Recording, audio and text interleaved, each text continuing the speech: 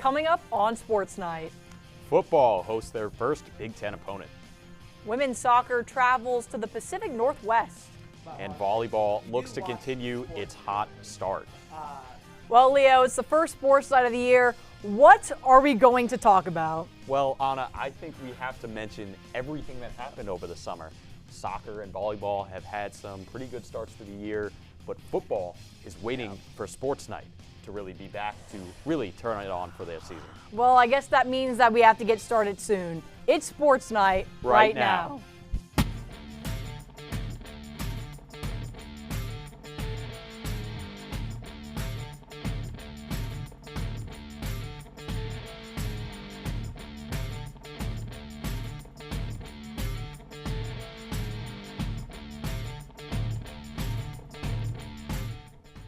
Welcome back to Sports Night. I'm Leo Tesler alongside Anna Watson. No, this is not the Whitey Red Sox pregame show, but we understand your confusion. We do indeed. It was a fun summer out on the Cape for both of us, but now we're back home in our fourth floor studio.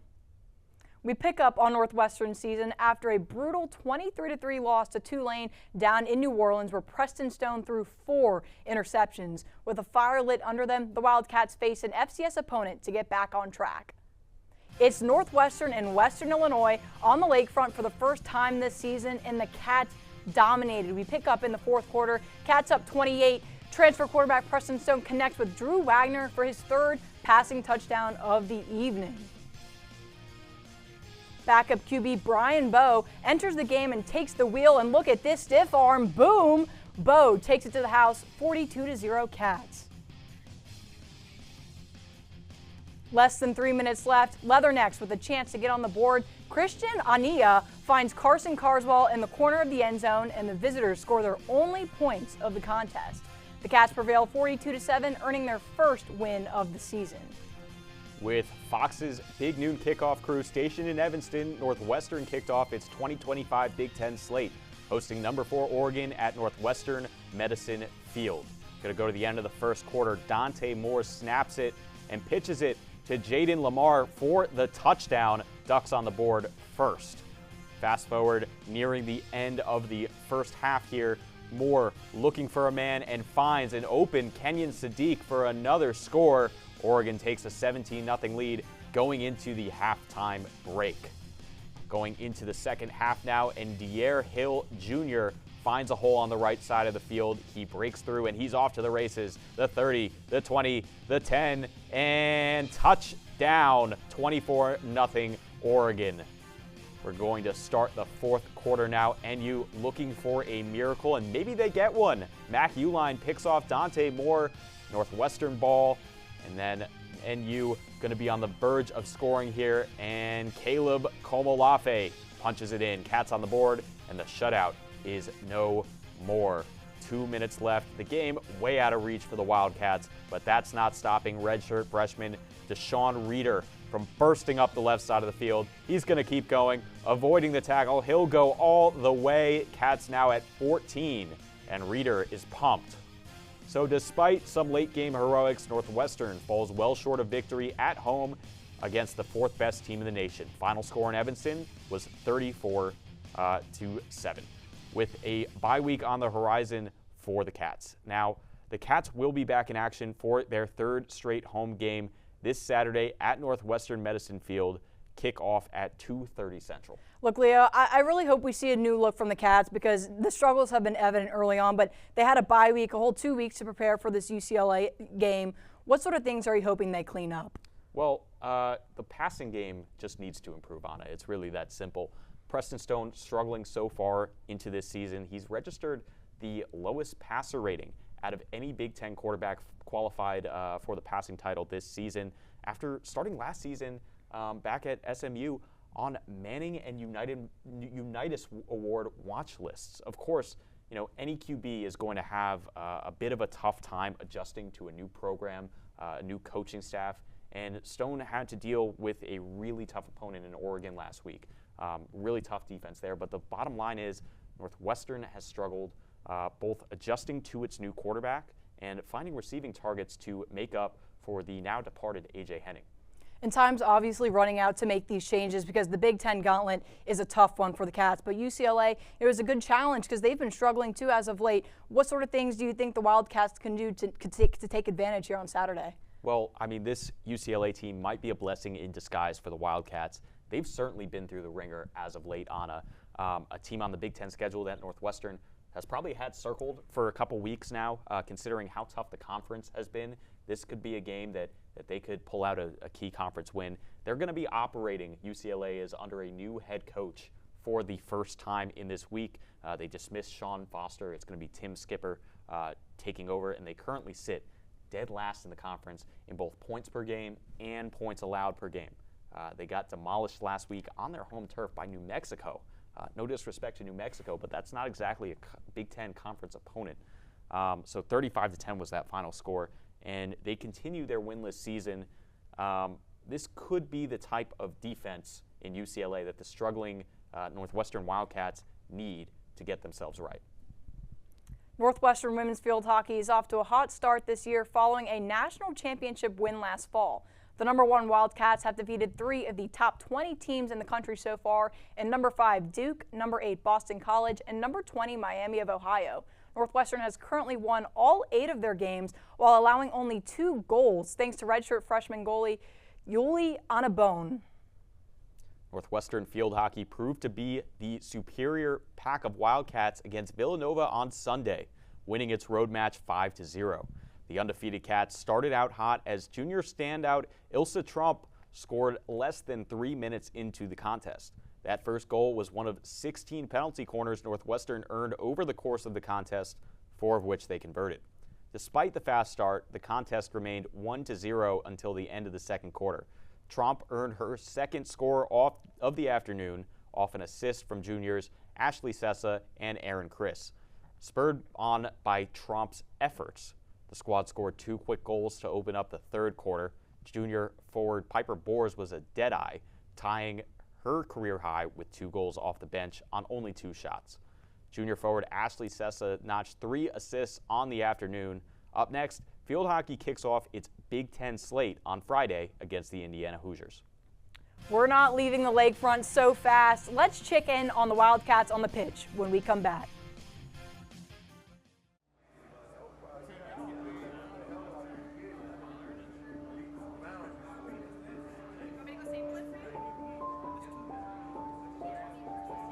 Trying to work my way out of the prison system was the most difficult challenge of my life. It only became tangible once I became a Northwestern student.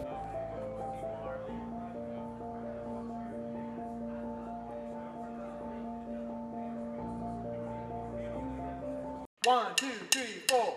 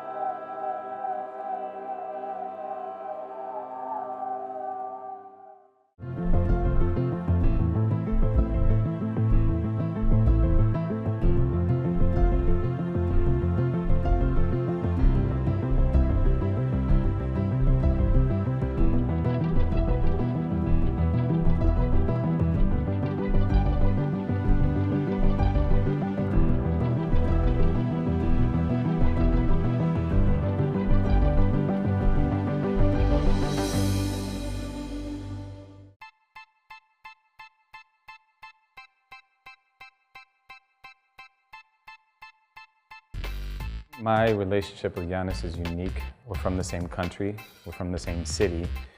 Being a Northwestern alum, I think, has tremendous advantages in the sports industry. To me, that community, it's been with me for 20 plus years.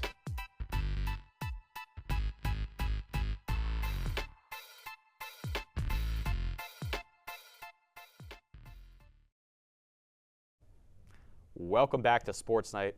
You know, Anna, one of the things I took for granted this summer was an air-conditioned studio. I mean, it got pretty hot out there on the field doing our game coverage. It's been really hot in Evanston, too, so they've been really blasting the AC in here. Walking to the building was a real hot and cold situation. You know, that reminds me of another hot and cold situation here on campus, the two Northwestern soccer programs. After a win against UC Riverside, the Northwestern men's soccer squad started a 3-game conference play stretch right in the eyes. Last Friday, the Rutgers Scarlet Knights presented the first challenge.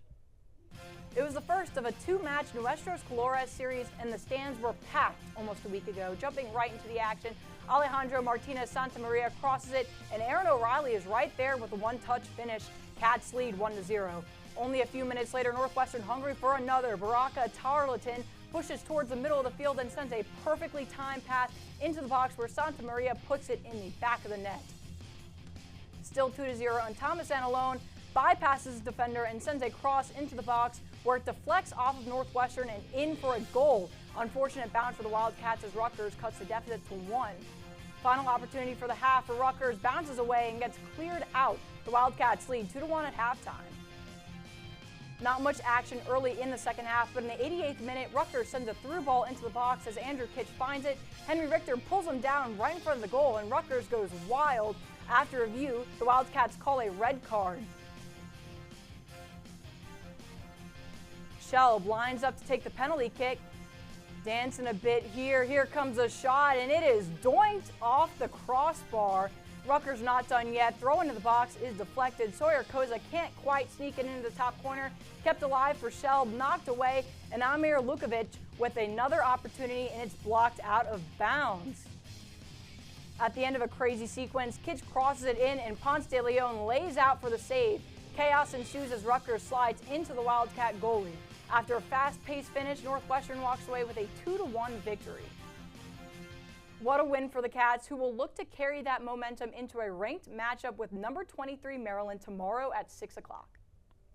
After ending their last two contests and draws, women's soccer looks to win their first game against a conference opponent in the 2025 season. Wildcats traveled all the way to the Pacific Northwest for a conference clash against Oregon, both squads seeking their first Big Ten win.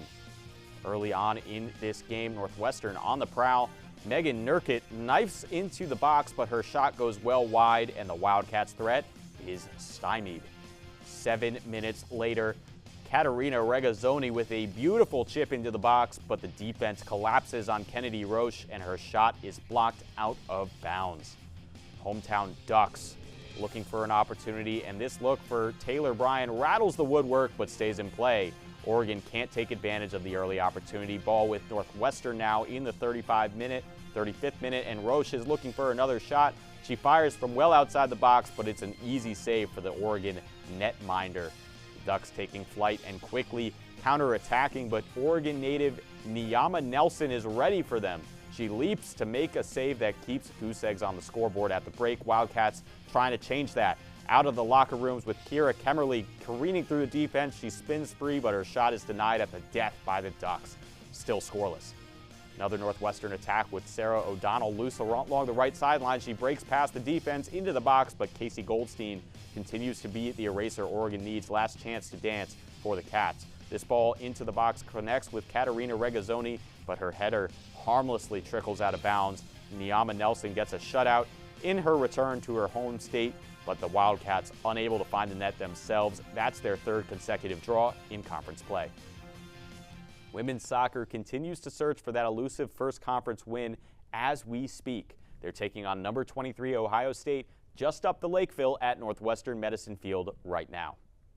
The first team to grace Welsh Ryan Arena with its presence this fall has gotten off to quite the start. We'll take a look at Wildcat volleyball when we return.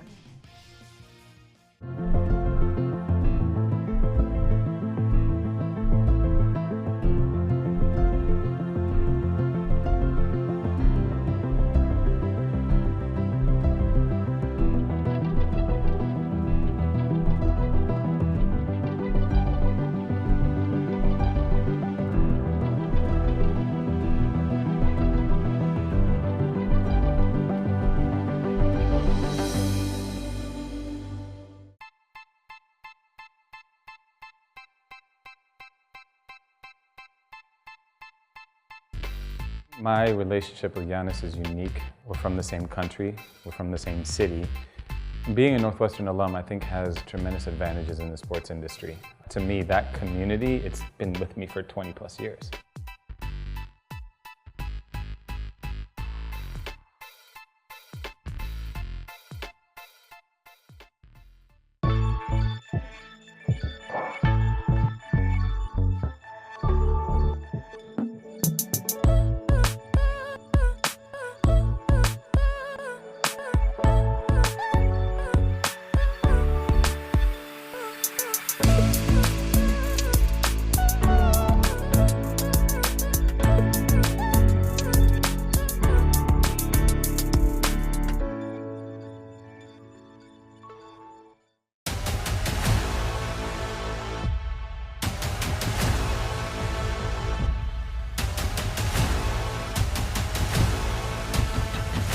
Ready, set, go!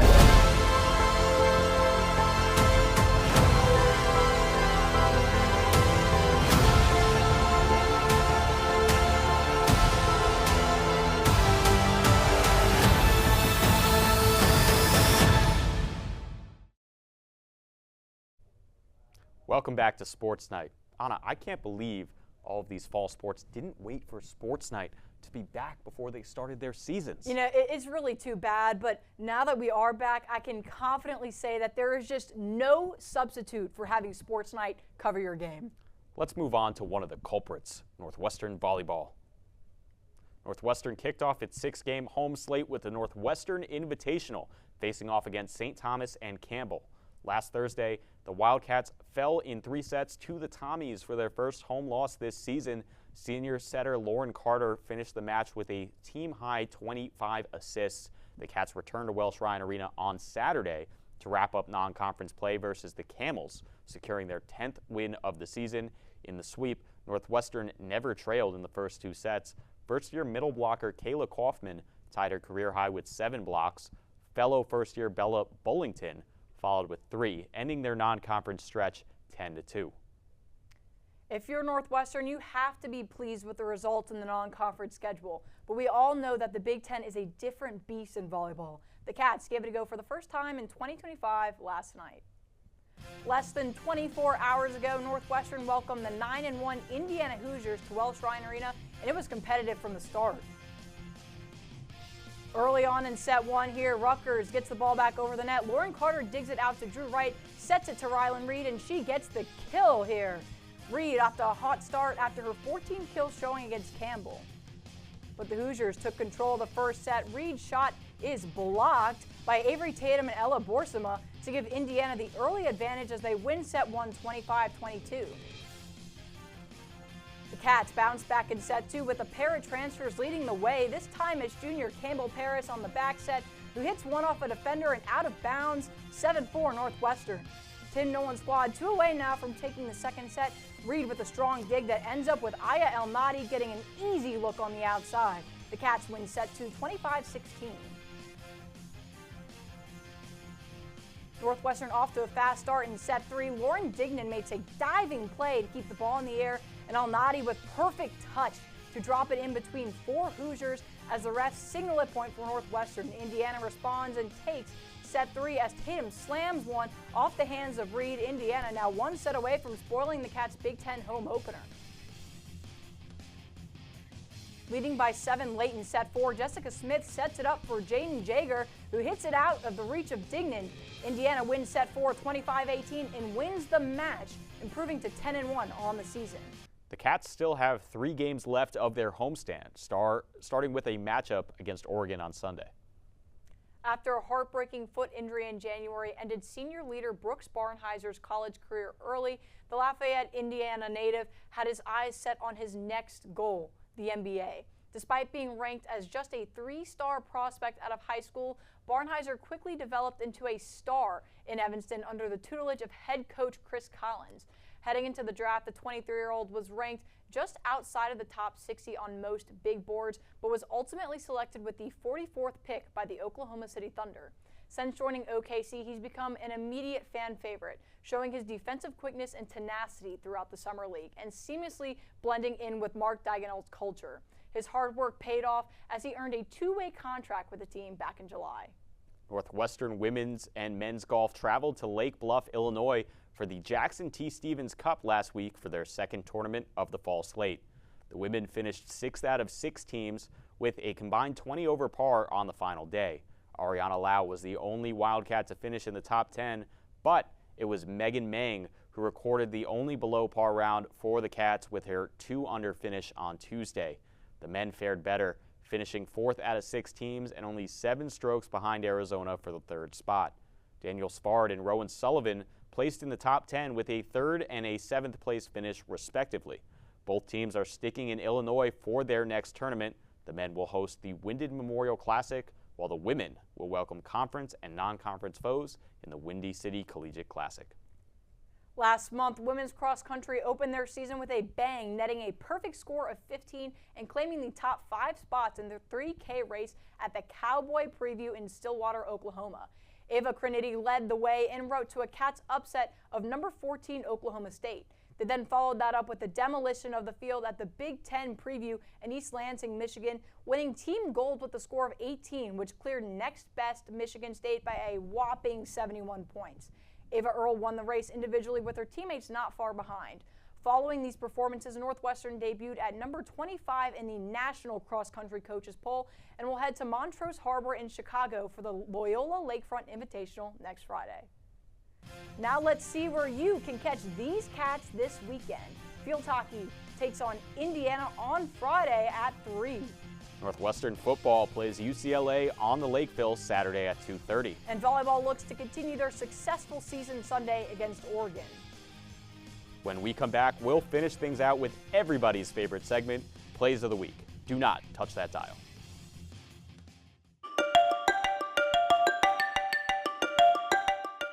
I'm Kelly McEvers, founding host of the NPR podcast Embedded. I'm James Edwards, host of the Unresolved podcast from Frontline. I'm Antonia Cereijido, former senior producer of Anything for Selena podcast and current executive producer at Elias Studios.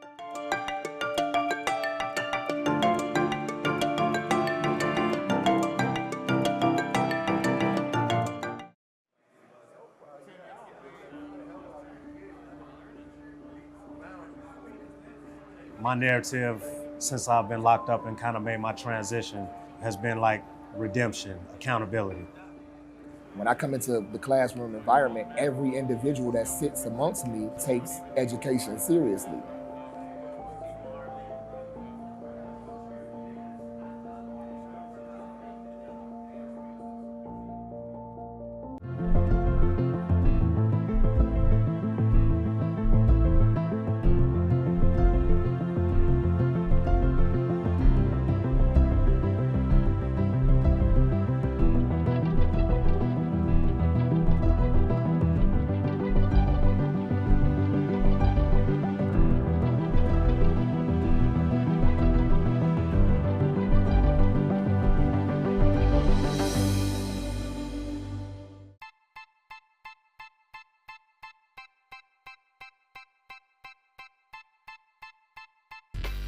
My relationship with Giannis is unique. We're from the same country, we're from the same city.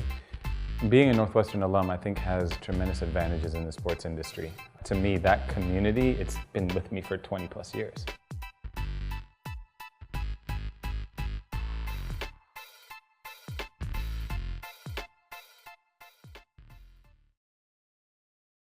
Welcome back to Sports Night. Leo, I can't believe our night's almost over. I know, Anna. I mean, between working with you in the Cape League this summer and both us being on exec here at Sports Night, this really does feel like a legacy-defining show, in LDS, if you will. Well, to close out this LDS, we've got everybody's favorite segment, POTW, Plays of the Week. Everyone's favorite segment is back. It's Plays of the Week, and kicking us off at number 3 is a beauty of a through ball from Baraka Tarleton to Alejandro Martinez to Santa Maria for the goal. Goal number 2 against Rutgers, and that's all the Cats needed. 2-1 Northwestern win to kick off Hispanic Heritage Month. Heading indoors for number 2, Northwestern dominating Campbell, and dominance runs in the veins of Rylan Reed, who gets the set-clinching kill, her 8th straight game with 10-plus kills en route to a sweep for the Cats. And you just knew that this was coming at some point. Okay, There are stiff arms. This might be classified as assault to the 3rd degree. Josh Richardson, kindly move out of the way, good sir. Ryan Bowe's first career touchdown takes the #1 spot, a clip that will surely be embedded in the fabric of Northwestern social media for years to come. That'll do it for us on the first sports night of the new school year, and I think we hit it out the park this year. Yeah, I mean, Anna, we went bridge for a 2-run Johnson, as apparently they say in some parts of the country. Be sure to follow us on Instagram at @NNN_sports and on Twitter at NNN Sports. Thank you so much for watching, and stay tuned for more great content throughout the year. For Leo Tesler, I'm Anna Watson. Have a good night.